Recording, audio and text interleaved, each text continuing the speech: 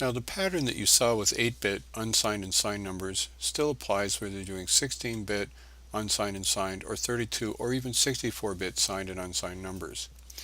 And in the case we've got here for unsigned, no matter if it's 8, 16, 32 or 64-bit numbers, n is 0 here, these are all positive, n is 1 here, these are all positive, and so the n bit has no effect in terms of dealing with unsigned numbers, whether they be 8-bit, which is char, or as we'll see here 16-bit, which is short.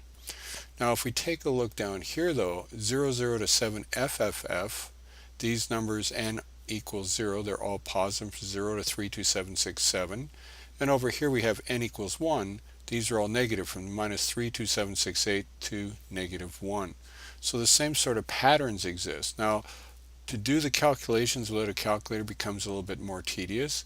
For instance, if we want to do FFFF and convert that to decimal, we'd see here 15, because this is 16 to the third power.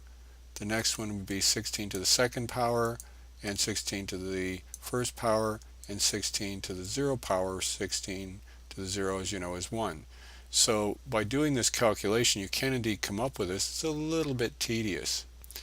Now if you start dividing to go the other way, for instance if we take this number here, 16 goes into this when the first remainder will be 15, and that's what you write here.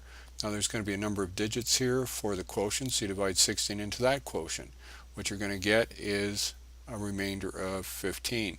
Then you take 16 into that quotient, the final quotient will be the 7, and 15 will be the following remainder, and that's how you actually do the conversions here.